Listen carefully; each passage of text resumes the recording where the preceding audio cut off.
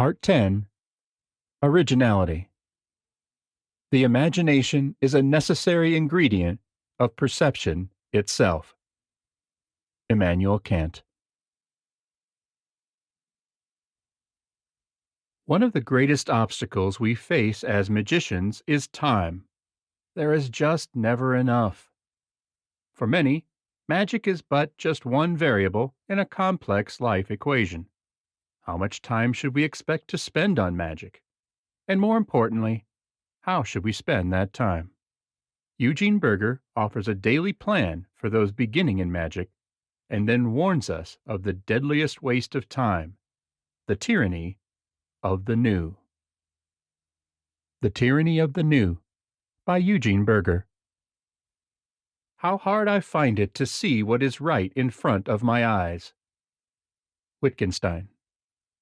Since people very often ask me questions, let me turn the tables for a moment and ask a few questions of you. First and foremost, do you really want to become a better magical performer? Do you want your audiences to be more impressed with your magic and with you as a performer of magic? Do you want them to tell you that you're the very best magician they have ever seen?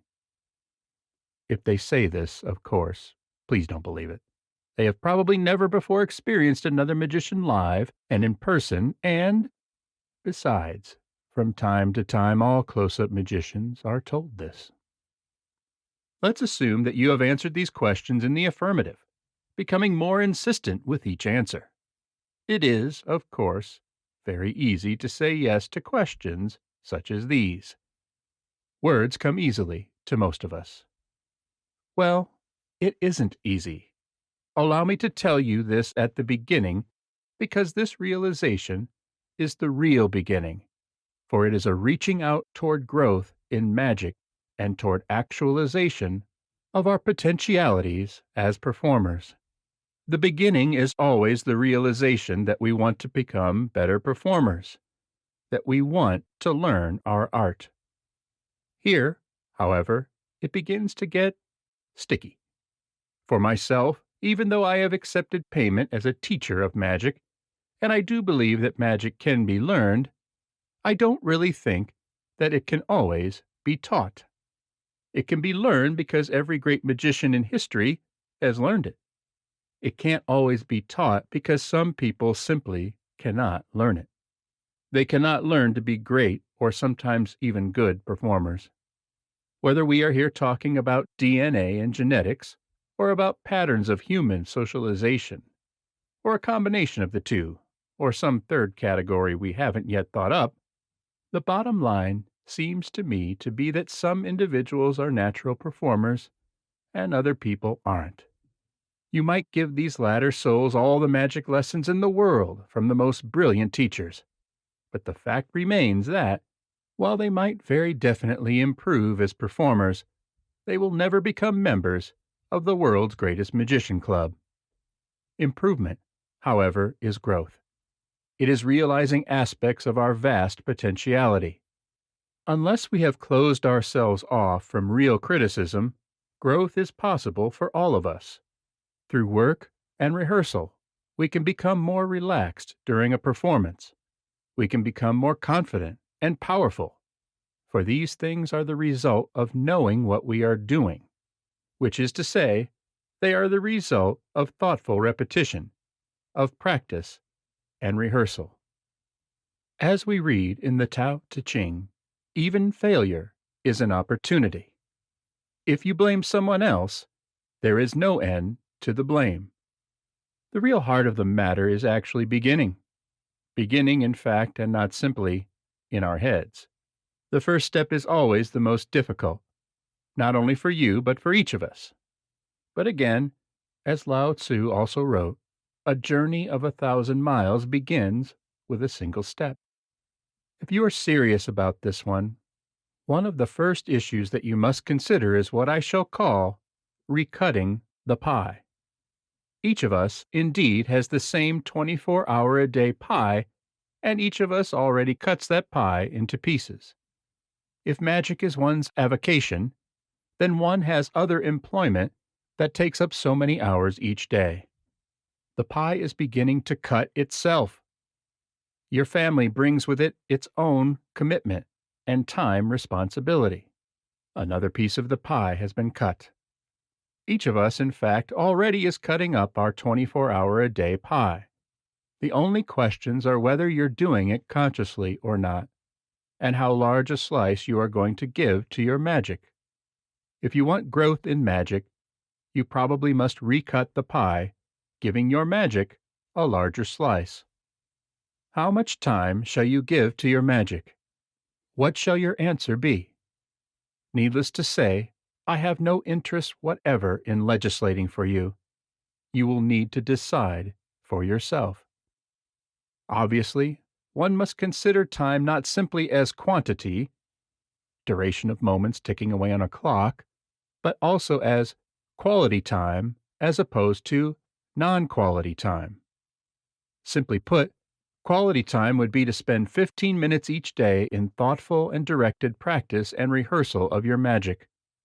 In time, this activity will help you become a better performer.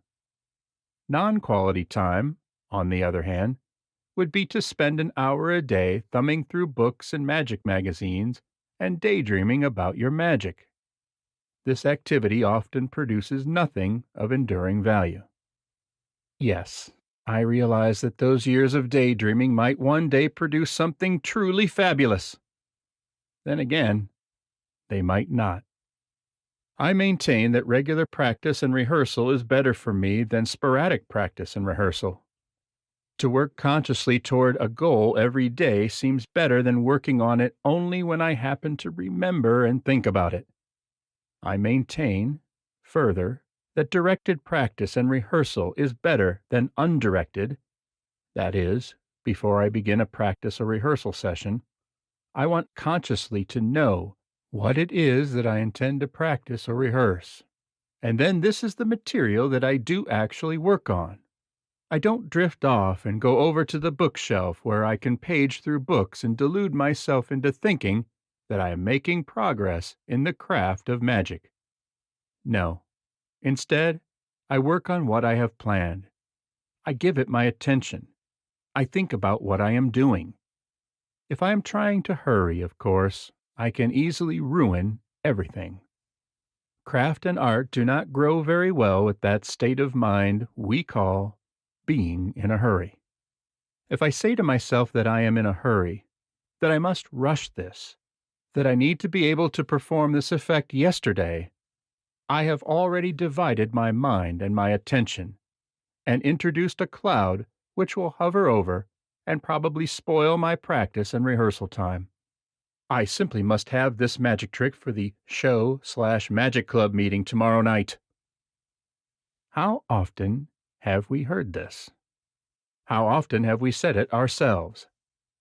Don't you see that this is the statement that is destroying magic both as an art and as a craft? More than that, to the extent that this is the way you relate to your own work in magic, and you are the one who is trying to get this magic trick ready for tonight, then you are already working against your own improvement as a magical performer. Do you see this? Do you see it in your own life, or do you simply see the words about it? To see only the words and to understand the words is very easy. It is easy because understanding only the words does not challenge us to change anything about how we are working with our magic. We can remain the same, in the same old ruts. But, in our heads, we think that we know what to do. We have it all figured out in our heads. It is crystal clear in our heads. It's just that spectators always seem to catch us when we try to palm that card. Will you, then, become serious about your own work in magic? Will you make a renewed commitment to improve the quality of your practice and rehearsal? Will you make a commitment that you will never perform a magic effect unless you are ready, really ready, that you will not allow your work in magic to be rushed by imaginary schedules, such as tonight's magic club meeting? The hurried mind is embattled with demons of its own devising. In my own experience, one of the greatest obstacles to regular and directed practice and rehearsal is what I shall call the tyranny of the new. We are always looking over our shoulders for what might be new. We are always looking for something else, something different from what we already have. We divide our minds between what we are practicing or rehearsing and what might lie beyond the next hill, a new trick that might take less work and fool more people. Can we, then, bring our attention back to what is happening now in practice? Shall I always allow my mind to split apart, dreaming its dreams which lose the importance of this moment, the now, the inner meaning of practice and rehearsal? The pie, of course, must be cut. There are only 24 hours in a day. If I do not use the time I have allocated for real practice and rehearsal, I am using it for what? Most likely, the allocated time is completely consumed in this never-ending search for the new, then the newer, and then the newest. This quest is, in fact, never-ending. It is climbing the greased pole. Shall I learn every new trick that appears in print? Shall I even read every new trick that appears in print? If I do, what time is there remaining for the real work? The work of practice and rehearsal. Taking this a step further, if I do read every trick that appears in print, am I thereby increasing my knowledge as a magician? On one level, of course I am. On another level, the more basic realization that a magician is one who is able to perform magic, it might very well be that the knowledge I am gaining is only in the head, and superficial compared with the knowledge that actually allows me to perform even one effect of magic. Knowing about magic, after all, is not the same as knowing directly how to perform magic. I know about hundreds and hundreds of magic tricks. My repertoire of actual performance material numbers less than 50 routines. My point here is exceedingly simple. Without a commitment to regular and directed practice and rehearsal, a real commitment, I am cast adrift. I wander around in magic without anchoring my work to practice, to learn to perform that one single magic trick, and then 2 magic effects, and then 3, and then a repertoire.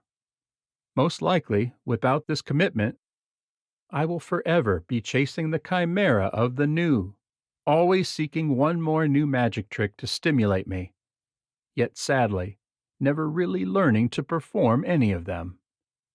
Am I saying, then, that one shouldn't read books and magazines? Is it bad to want to find out what is new in magic? Quite obviously, I am not, and it isn't. We grow, in part, through learning and studying and being curious about what is new. My point, rather, is that if this sort of activity defines my involvement with magic, then the involvement is rather superficial indeed. Where is the depth, the commitment? If I am primarily looking for the new, there will be little time to actually learn that one single magic trick or to develop my abilities as a performer of magic. Always to be seeking the new, to the detriment of working on my would-be repertoire now, from my point of view, is to be chasing a phantasm and an illusion. Such a pursuit of a craft or art is surely possible. When we look at the indoctrination rituals of magic clubs, whereby new members are systematically taught that magic is indeed the trivial enterprise of having something new to show for each meeting, such a false pursuit may even seem likely. There is no real push, no challenge to rise above the crowd, and the art of magic spirals downward into its own oblivion. There is, of course, another path, a path cluttered with its own obstacles and dangers. This is the path wherein one consciously, intentionally seeks to build a repertoire, slowly, one effect at a time. This path requires concentrated attention and dedicated effort if one is to travel to the end of it. While traveling on this path, one will certainly be interested in learning what is new, but not at the expense of one's goal, one's practice and rehearsal, one's actual work in the art of magic. Realizing all this, we have come full circle. And so I conclude where I began by asking you a question. Do you really want to become a better magical performer? Eugene Berger, The Experience of Magic, 1989. The passing down of wisdom from teacher to student is usually a private affair, guarded by the teacher and coveted by the student. We can only imagine the legendary exchanges throughout magic history, and what the greatest masters of one generation had to say to the next. In this extraordinary exchange, we become flies on a digital wall, witnesses to a profound correspondence between a young Brian Brushwood seeking advice from his hero, Teller. In desperation, Brian reaches out to Teller for advice on finding his own persona. In a profound act of generosity, Teller responds to Brian in earnest, with an equal measure of style, encouragement, and advice. What was presumably a 45-minute donation of time for Teller is, for Brian, for me, and generations to come, one of the most compelling letters in modern magic.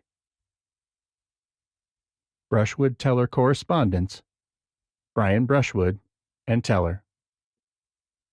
Brian Brushwood writes, Tuesday, October 17th, 1995. All right, I have put it off long enough. I told myself I would wait to write you until I had something meaningful to say, but I have been sitting on your address, figuratively, for months now, and am fed up with waiting. The fact is, Teller, I am furious at you. Not for offending anyone, for being outrageous, or for being so inventive with your magic, but because you were there first. In Genie magazine, you make a brilliant point of explaining that regardless of the true origin of a trick, whoever is most famous performing it owns it.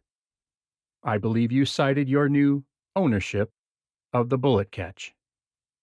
Unfortunately, I don't believe you extended this idea far enough. This concept reaches all the way into the very attitudes and styles of performance. In short, because of Penn and Teller, I cannot be angry at magic, at least not on stage. It seems to me that just as you own the bullet catch, so do you own the ability to lash out at magic, to act as a vent for your audience's frustrations with the cruise ship tricky men, not to mention the use of blood and or violence in a humorous way. Hell, you might even own the two-male duo. All this ownership has kept me from doing the kind of stage, and close-up, believe it or not, magic I want, for fear of being branded a copycat. This summer, I attempted to tackle this problem by writing a couple of two-male duo acts, trying my damnedest to keep the P&T out of my veins. It met with some success. One act, consisting of two comedy magic character pieces, a drill instructor who performs the coloring book, a gibberish-speaking samurai who performs a card trick that ends in harikiri, won the Texas Association of Magicians Senior Comedy Competition. However, I find it difficult to follow your advice of letting hate, not love, be your driving force, which is absolutely true, and at the same time keeping from becoming a P&T wannabe. If you could offer any advice on how you established your own character and style, I would greatly appreciate it. Brian Allen Brushwood. A day later, Teller responded. Wednesday, October 18th, 1995. My dear bastard son, It is about time you wrote, my boy. Now calm down. Remind yourself of a few things. I am 47. I have been earning my living in show business for 20 years. I have been doing magic since I was 5, which makes it 42 years. And I had the good fortune to A. Meet Penn and B. Become an off-Broadway hit at the exact right moment in time. When we started, we had no style, no understanding of ourselves or what we were doing. We had feelings, vague ones, a sense of what we liked, maybe, but no unified point of view, not even a real way to express our partnership. We fought constantly and expected to break up every other week. But we did have a few things I think you might profit from knowing. We loved what we did more than anything, more than sex. Absolutely. We always felt as if every show was the most important thing in the world, but knew if we bombed, we'd live. We did not start as friends, but as people who respected and admired each other. Crucial, absolutely crucial for a partnership. As soon as we could afford it, we ceased sharing lodgings. Equally crucial. We made a solemn vow not to take any job outside of show business. We borrowed money from parents and friends rather than take that lethal job waiting tables. This forced us to take any job offered to us. Anything. We once did a show in the middle of the Benjamin Franklin Parkway in Philadelphia as part of a fashion show on a hot July night, while all around our stage, a race riot was fully underway. That's how serious we were about our vow. Get on stage. A lot. Try stuff. Make your best stab and keep stabbing. If it's there in your heart, it will eventually find its way out. Or you will give up and have a prudent, contented life doing something else. Penn sees things differently from the way I do, but I really feel as if the things we create together are not things we devised, but things we discovered, as if, in some sense, they were always there in us, waiting to be revealed, like the figure of Mercury waiting in a rough lump of marble. Have heroes outside of magic. Mine are Hitchcock, Poe, Sophocles, Shakespeare, and Bach. You're welcome to borrow them, but you must learn to love them yourself for your own reasons. Then they'll push you in the right direction. Here's a compositional secret. It's so obvious and simple, you'll say to yourself, "This man is bullshitting me." I am not. This is one of the most fundamental things in all theatrical movie composition, and yet magicians know nothing of it. Ready? Surprise me. That's it. Place 2 and 2 right in front of my nose, but make me think I'm seeing 5. Then reveal the truth. 4. And surprise me. Now, don't underestimate me, like the rest of the magicians of the world. Don't fool yourself into thinking that I've never seen a set of linking rings before, and I'll be oh so stunned because you can link them. Bullshit. Here's how surprise works. While holding my attention, you withhold basic plot information. Feed it to me, little by little. Make me try and figure out what's going on. Tease me in one direction. Throw in a false ending. Then turn it around and flip me over. I do the old needle trick. I get a guy up on stage who examines the needles. I swallow them. He searches my mouth. They're gone. I dismiss him and he leaves the stage. The audience thinks the trick is over. Then I take out the thread. "Ha ha! Floss!" they exclaim. I eat the floss. Then the wise one starts saying, "Not floss. Thread. Thread. Needles, needles, and thread." Oh my God, he's going to thread the needle. And by that time, they're out and sparkling in the sunshine. Read Roald Dahl. Watch the old Alfred Hitchcock episodes. Surprise. Withhold information.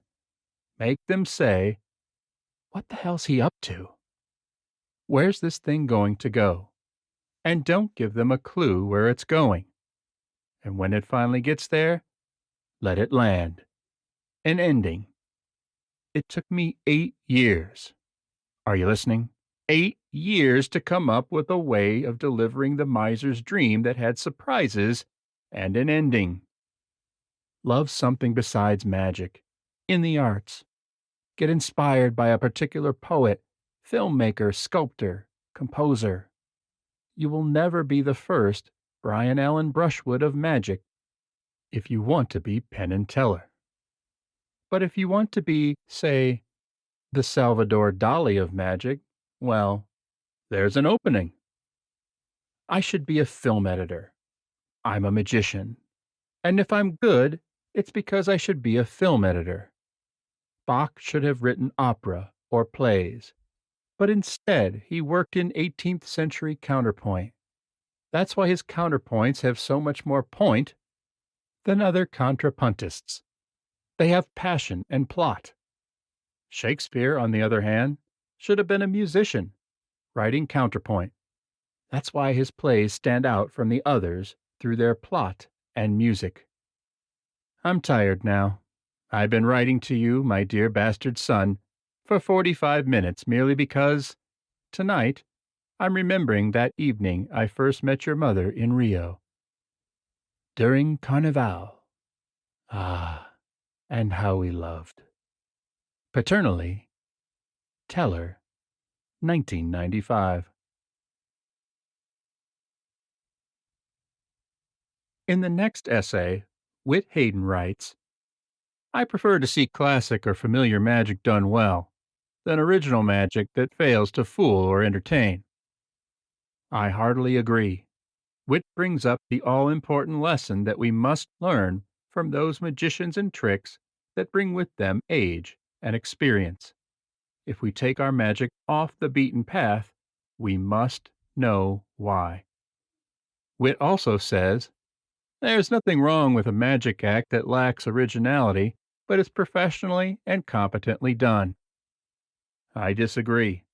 Whit believes, and he is probably right, that there is a place in entertainment for the vanilla magician who does standard effects in a standard way. They are, as he puts it, the cover bands of magic. I optimistically, naively believe that every magician has the ability to do more, and that those who do not value originality or creativity choose not to do so. I would argue further that armies of magicians who perform the same tired tricks in the same tired way are as harmful to magic as those who perform bad, original magic. But as I have mentioned before, the point of this essay collection is not that you or I agree with each other or with each essayist. The point is to present well-reasoned arguments from seasoned magicians, like Whit Haydn. What you believe is up to you. Against Originality in Magic by Whit Haydn. In magic convention contests and in the meetings at local rings, much is made of the importance of originality.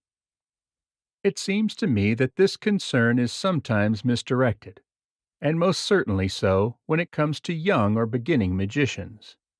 It is essential that those who want to learn magic start by copying or imitating others. There is nothing wrong with this, provided, of course, that the effects and routines being copied have been published by the originators. In fact, I don't believe one can learn to be a good magician except by imitation. A beginner guitar player isn't told to make up original songs. He first learns to play other people's work. Neither should a beginning magician be asked to do original tricks. The way the patter goes with the presentation of the trick, the feel for routining, the subtleties of misdirection. These are all learned best by the student taking a great routine and learning to do it the way it was created by a competent working performer. I have too often seen magic students learn a classic routine and then immediately begin to muck around with it for the sake of originality. Often, one doesn't understand the subtleties of a routine until he or she has performed it many times in front of people. It is only from faithfully reproducing the routine in front of an audience that one begins to see why certain moves or patter lines are structured or placed the way the originator had them.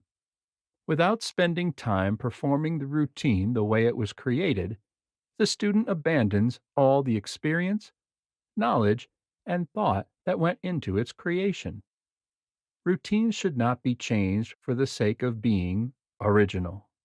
Originality should come in when there is some need, when the routine as written doesn't suit the personality of the performer, his performing situations, or has some inconsistency or fault that the performer finds and corrects.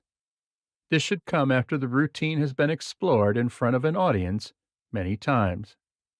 All the great magicians had to learn their craft somewhere. They all began by copying the work of those that they admired.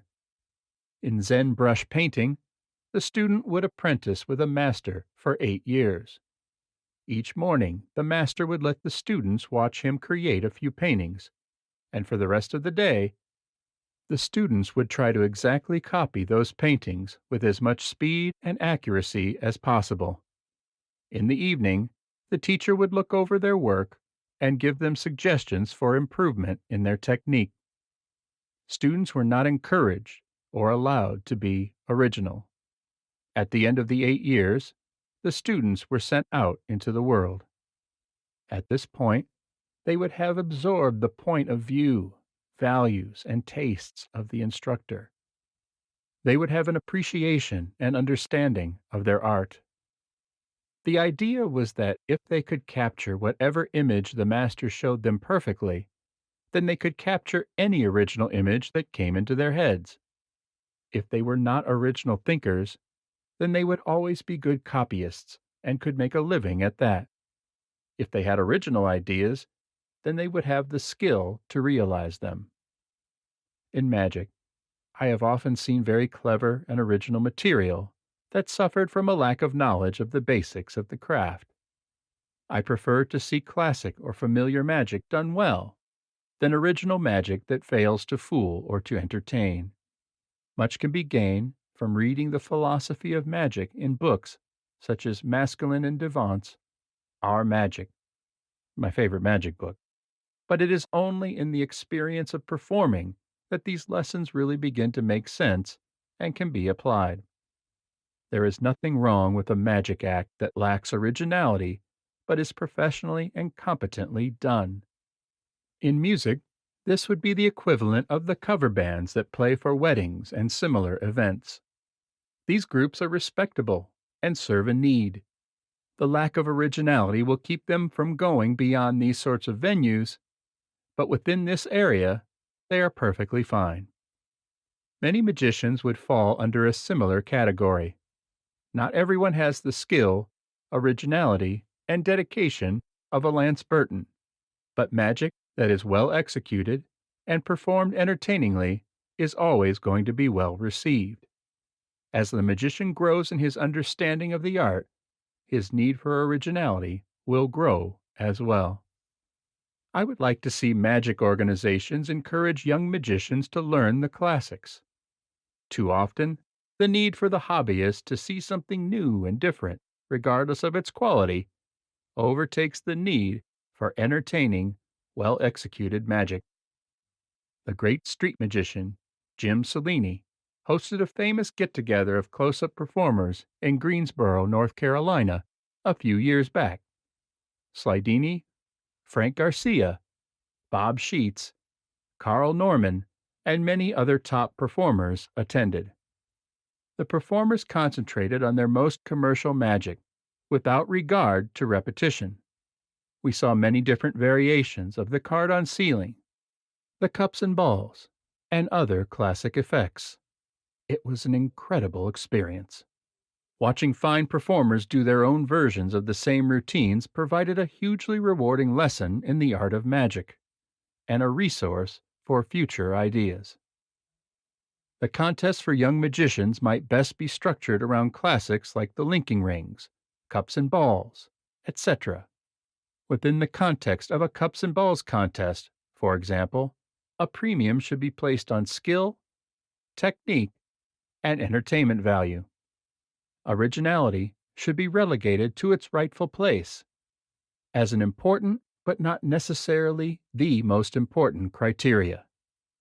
Whit Haydn, Chicago Surprise, 1999. Whit Haydn. Whit Pop Haydn has won numerous awards from the Academy of Magical Arts, including Stage and Close-Up Magician of the Year.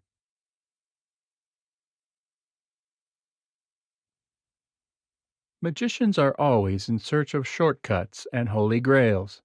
They look for easier ways to do things, faster ways of performing, and cheaper ways to buy magic. And in the back of their minds, they always believe that the perfect magic trick is the one they are about to buy. This seems like a harmless eccentricity, but it can, and often does, become the very weakness that holds you back. In my favorite passage of this next essay, Darwin offers advice that is good generally and particularly appropriate given the spirit of this audiobook. Accept the fact that no book can change your life or even make you a better magician.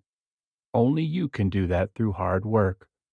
The best book can only provide some tools and some direction. Next Book Syndrome by Darwin Ortiz. As a rule, the purchase of books is mistaken for the appropriation of their contents. Arthur Schopenhauer. The desires of men are insatiable. Their nature urges them to desire all things, but fate permits them to enjoy but a few things. Niccolo Machiavelli, The Prince. The Addiction. I used to have a friend who had made millions in direct marketing. Those familiar with the field will know that working off the right mailing list is more than half the battle. He told me that the biggest moneymaker he ever had was a weight loss product he pitched through the mails. Not surprisingly, he worked from lists of people who had previously bought weight loss products. The grim reality was that they were probably still overweight and looking for another solution to their problem. He told me that the most productive mailing list he ever worked off was a list of people who had ordered another weight loss product within the last week. This meant, of course, that the person hadn't had time to give the first product a fair trial, yet they were already ordering something else to accomplish the same thing. One can picture them opening the first product and discovering that, instead of offering a magic solution, it required diet and exercise. So they immediately tossed it aside and ordered the next product that they hoped would provide a miracle with no effort on their part. No doubt, they would then sit by the mailbox in breathless anticipation of how the new miracle product would transform their bodies. I suspect that many magicians can identify with that anticipation, having sat by their mailbox often enough, awaiting the next great magic book that would transform them into great magicians. They could probably also identify with the disappointment of having to face reality once the book arrived. Yet, like our overweight friends, this disappointment doesn't dissuade them from believing that the next book will be better. Indeed, the next book will always be better for one simple reason. It doesn't exist for them yet. No magic book that exists can ever measure up to a magic book that doesn't exist. Because as long as it doesn't exist, each magician can project his own fantasies and unrealistic expectations onto it. Crashing. It's only when the book arrives that the magician must face the fact that, no matter how great it is, It's only a book. It's only a finite collection of specific effects, moves, or insights. To benefit from it, you have to read it, study it, and think about what you've read. Finally, you have to put in the effort to transform what's on the page into something you can effectively do for people. To bring the book to life, you have to work. Ironically, the better the book, the more work it will probably demand of the reader. Therefore, the less likely it is to be appreciated by the average magician. Even if you do put in the work, the book will only help you become a better magician. It won't transform your life. It's only a book. When the average magician realizes this, disappointment inevitably sets in. This disappointment is usually expressed as, "I really thought the book would be better than this." The feeling being expressed, however, is, "Gee, my life is no different than it was the day before the book arrived." A recent Magic Board post expressing this sort of disappointment with some long-awaited book ended with the poignant comment, "I don't know what I was expecting." Am I the only one who detects a sad, lost tone to this statement? Not long ago, magicians were awaiting the publication of Juan Tamariz's mnemonica with the same desperation that tsunami survivors await the arrival of emergency aid. Then one of the inevitable publishing delays was announced on a message board. Someone responded wittily, "Oh no, now I'm going to have to read one of the magic books I already own." This joke contains a profound truth. The continual hysteria of anticipation for the next magic book is, in fact, a way to avoid the hard work of studying the books you already own. The high. It has become common for magicians to blame their disappointment with each eagerly awaited magic book in turn on the book having been overhyped. I confess I'm not clear on the distinction between hype and overhype. Since hype is short for hyperbole, one would think that any exaggeration would merely constitute hype. It's true that there are people in the magic business who are masters of using the internet to whip magicians into hysterical anticipation over whatever they're planning to market next. Their posts usually start with, "I've just had the good fortune to see an advance copy of John Doe's," insert book title. Translation, "My company will soon be marketing John Doe's," insert book title. Nevertheless, I don't believe that most of the blame for the periodic outbreaks of next book hysteria among magicians falls on the shoulders of authors, publishers, or dealers. At the merest whisper of some new book in the works, magicians will take to the internet to whip each other into a frenzy. It's the magicians themselves who produce ridiculously unrealistic expectations in their own minds for each new book on the horizon. I don't think that hype is the right word for what is going on here. A producer promoting his product with exaggerated claims is hype. A group of people stroking each other into an orgiastic frenzy isn't hype. It's a circle jerk. Magicians will talk about checking their mailbox each day in breathless anticipation of receiving the next great magic book. I can sympathize. I recall doing the same thing as a child, waiting for the arrival of the decoder ring I'd sent away for by using breakfast cereal box tops. In fact, magicians awaiting the next magic book or video set most closely resembled children awaiting the arrival of Santa Claus, except that they don't show quite as much maturity. Indeed, I think that the anticipation itself and the fantasizing they can indulge in while waiting for the next book is precisely what many magicians have become addicted to. The daydreaming of possibilities, the breathless expectation, the speculating with other magicians who are just as ignorant as they are about what the book may contain and when it will appear, is the real high. The proof is that when there is no new book on the horizon, they begin experiencing withdrawal. They'll start their own rumors and desperately ask each other if they know of any books in the works. It's all a sad search for another high, as well as a search for an excuse not to read the books they already own. There always needs to be something in the pipeline to fuel the pipe dreams. The Cure. I'm not naive enough to think that my views are going to change the direction of magic. I am optimistic enough to think that there may be some magicians who are serious in their attitude toward magic, but have gotten trapped in the herd mentality that has always existed in magic, but that has grown exponentially with the advent of the internet. If you want to escape the emotional roller coaster of the next great book syndrome, here is a suggestion. Don't buy a new magic book until you have finished reading the last one you bought.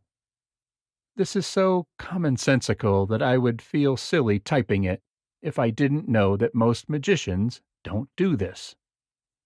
To follow this advice, you'll have to overcome the perpetual fear that you're missing out on something wonderful that all the other kids have. In fact, the next magic book you buy probably won't be any better than the one you're now having trouble finishing because you keep daydreaming about the miracles contained in the book you haven't bought yet. If you want to progress in magic, stop agonizing over all the great books you don't own and focus on benefiting from the ones you do. Another fear you'll have to overcome is that the next book will go out of print tomorrow if you don't buy it today. Magic dealers and publishers encourage this largely unfounded fear for obvious reasons. You'll see internet posts warning ominously that a book that came out a few weeks ago is already almost out of print. What they don't tell you is that the publisher is planning to reprint the moment it does. Although popular magic books go out of print from time to time, publishers almost never let them stay out of print until the initial run of popularity is over, something that will normally take a year or two. Even then, these books will have sold so many copies that for an additional year or two, they can easily be found on the secondary market for a modest price. There will always be plenty of disappointed buyers ready to unload it. These observations apply only to books that are initially big sellers. But then books that receive the next great book mantle always are. An advantage of the approach I recommend is that you'll usually be reading a book months after everyone else has abandoned it. You won't be able to join the "What are the 5 best tricks in mnemonica" crowd. You'll have no choice but to decide for yourself. You'll virtually always be out of step with everyone else in magic. And that's the best place to be if you want to make serious progress as a magician. Anything you can do to keep from being sucked into the hive mind that is the magic internet is a step toward becoming a better magician. On a related note, I've often heard magicians respond to a neophyte's request to recommend a good card book by saying, "Buy the first 4 volumes of Card College." I can't agree. I would instead advise buying Volume 1 only. After working your way through that, you probably won't need to be told to buy Volume 2. All that buying all 4 volumes at once will accomplish is to virtually guarantee that you'll start reading Volume 2 before you've finished Volume 1. You'll start reading Volume 3 before you've finished Volume 2. And you'll start reading Volume 4 before you've finished Volume 3. This, in turn, will almost guarantee that you'll never read any of the 4 volumes from cover to cover. This would be particularly unfortunate with a series so carefully planned out to be studied in a lesson-by-lesson sequence. Since there is little danger that these great books will ever become difficult to obtain in our lifetime, buying 1 volume at a time should work out fine. To sum up, accept the fact that no book can change your life or even make you a better magician. Only you can do that through hard work. The best book can only provide some tools and some direction. I'm going to have to go now. I've got a problem of my own to ponder. I bought a stair climber and I'm quite disappointed with it. I've had it for a month, and I'm still in no better shape than the day it arrived. I wonder if I should take it out of the box and assemble it. Darwin Ortiz, Magic Magazine, March 2006. The majority of our discussion on originality has been cautionary. Not to be original at the expense of being good. Not spending our formative period trying to be too different. Realizing that the next book isn't always the best. But there is, as ever, another side. Neville Maskelyne writes, so long as an appreciable contingent of magical performers can remain content merely to buy, beg, borrow, or steal from others, to do nothing beyond that which others have done, to aim at nothing higher than a slavish imitation of original work, so long will magic remain condemned to unmerited disrepute.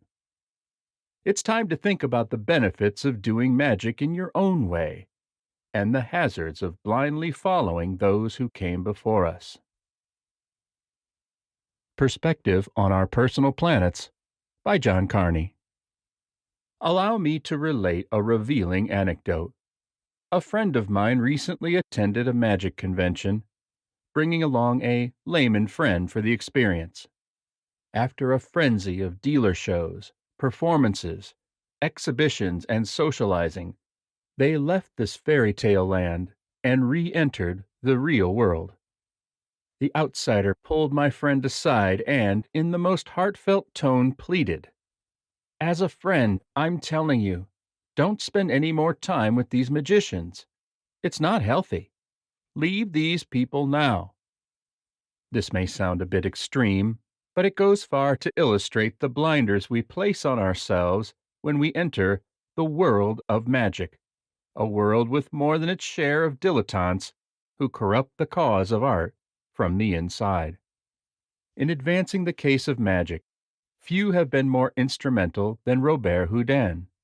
In his day, most magicians still performed with long robes, gigantic sleeves, and conical hats. Their tables were large enough to accommodate a hidden assistant, through which a great many trickeries were effected.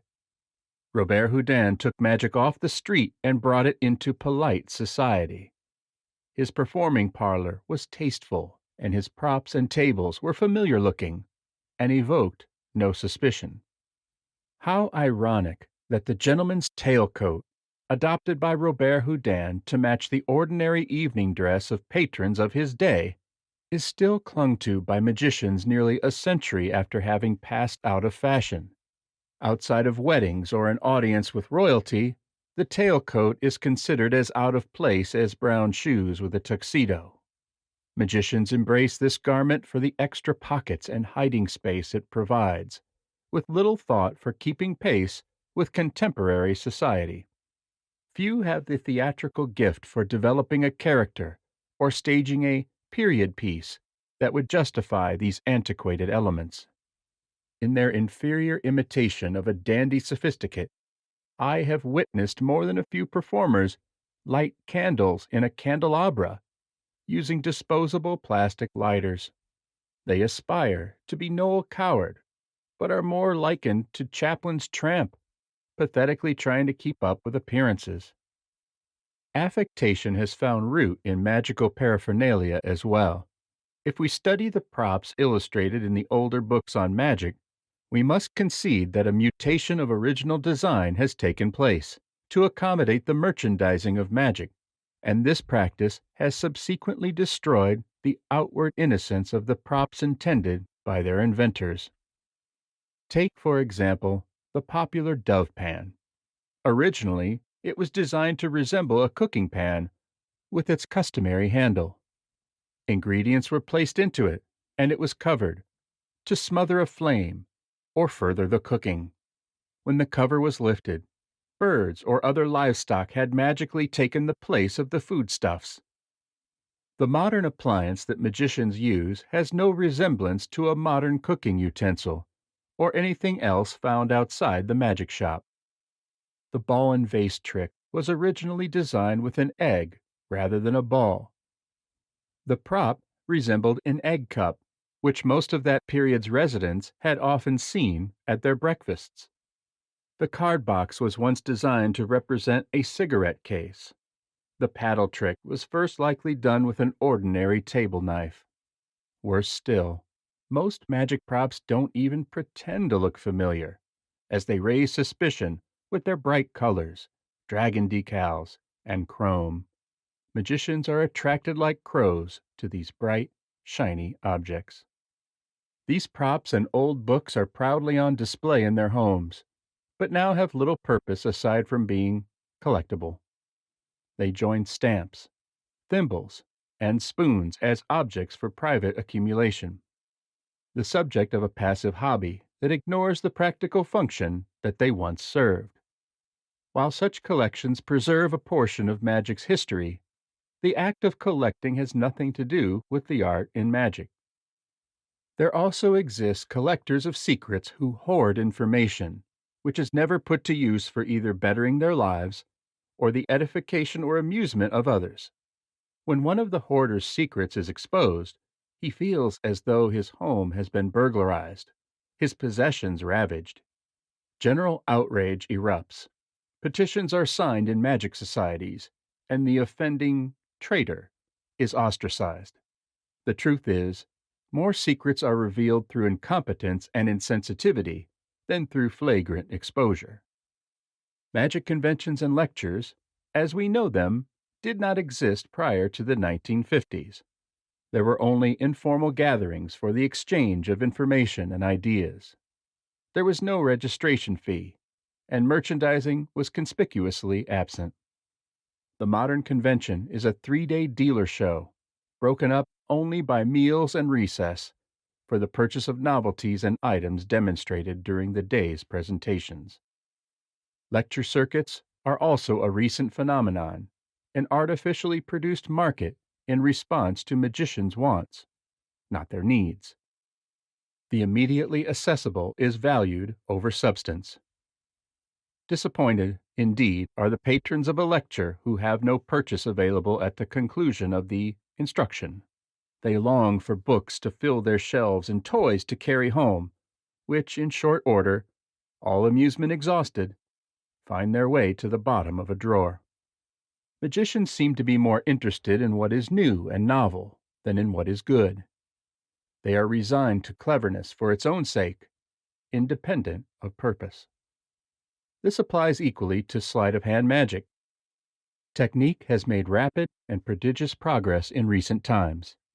Effects, on the other hand, have become more confused, to the point of being incomprehensible. Nothing is communicated.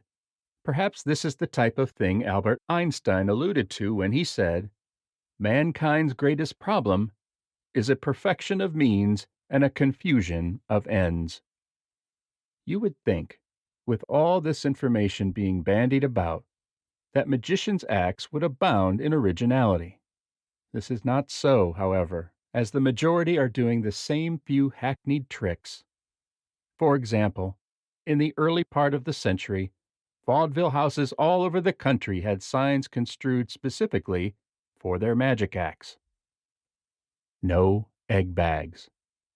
This testified to the exhaustion of that particular trick.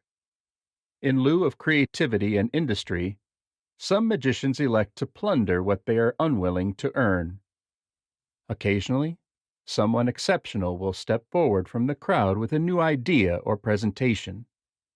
These originations are eventually taken by others and, in an act of creative memory, are made their own. When the originator then performs his creation, magicians, having only seen the imitators, label his work as stock, which therefore becomes common property, ripe for the picking. The estimable performer and author, Ricky Jay, relates the story of a magician who took a piece from his act, complete in every detail. When confronted with his crime, the thief told Ricky, "You've already taken all the good tricks."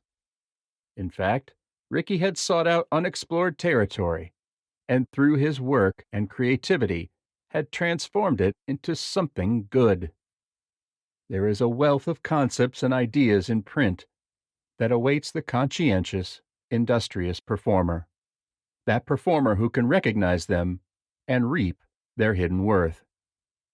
John Carney, Carnicopia, 1991.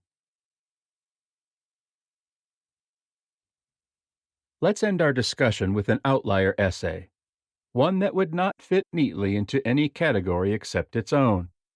Like Mr. Carney's previous musings on the magic community, Max Maven records an observation of his own, that amateurs and professionals ought not to mix equally. My guess is that when Max wrote this piece in Magic Magazine many years ago, one of his intentions was to ruffle feathers. In that, he greatly succeeded. People are still talking about it, pro and con. In one of the many letters to the editor in the months that followed, T.A. Waters tempered Max's message nicely. If you don't walk the walk, you can talk the talk with somebody else. Divisive and Illusion by Max Maven.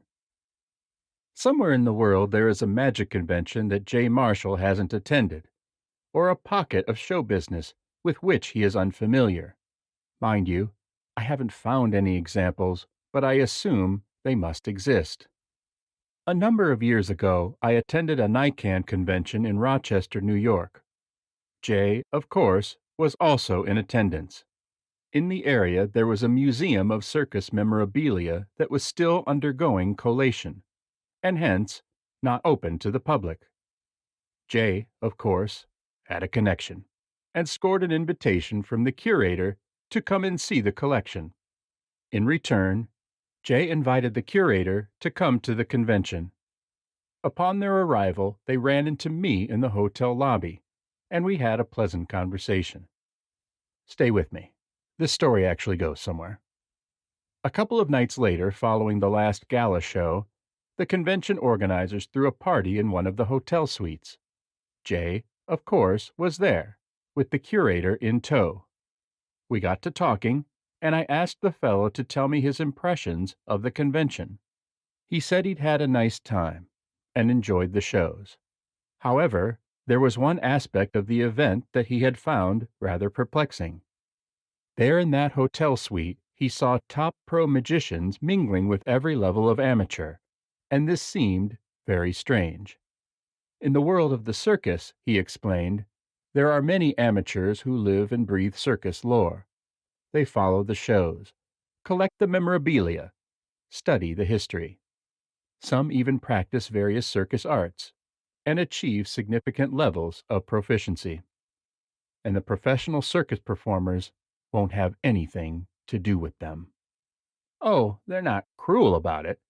They don't go out of their way to be rude. They will say hello. They will sign autographs. But they won't mingle. At the time, I thought this sounded like a splendid idea. I still do. And having stated this, I know full well that I have just antagonized the vast majority of readers of this magazine. But why, pray tell, is magic apparently the only field of human endeavor where such distinctions are willfully ignored? I do not presume to have an answer, but perhaps when your anger settles, you'll take a moment to consider the question. The idea of automatically according equal rank to any person who enters into the study of magic is equivalent to granting a graduate degree to every college freshman on their first day on campus. This is a notion which seems to have come into existence only during the past 70 years. Curiously enough, that is also the approximate age of the International Brotherhood of Magicians, but I won't explore that coincidence because I've already exceeded the alienation quotient for this month. I am well aware of the argument, which contends that distinctions between amateurs and professionals are wrong, because after all, every professional started as an amateur. This is quite true. It is also true that the page you are currently reading began as pulp wood, but if you think that wood pulp is the same as printed text, then I'd hate to see your library. Then there's the etymological approach. The word amateur is derived from the Latin word amas, to love, and thus it really means one who does something for the love of it. Therefore, all of us are, technically, amateurs. Yeah, well, I love Junior Walker records, and I can't play the saxophone worth a damn. Don't get me wrong. I don't dislike amateurs. Some of my best friends are amateurs. Okay, not that many, but there are a few. And one of the reasons those friendships work is that my amateur magician friends acknowledge that there really is a difference. And well, there should be. I recently had extensive work done on my teeth. You won't be surprised to learn that I chose a professional dentist. And not a semi-pro either. The way I figure it, my pro dentist approaches his work just a bit differently than would a person who, enamored of dentistry, collects drills and spit bowls. My teeth came out just fine, thank you. Max Maven, Magic Magazine, 1992. Max Maven. Max Maven was a distinguished performer, lecturer, creator, author and historian on magic and mentalism, with an impressive list of television credits, awards, and honors. Max passed away in November 2022.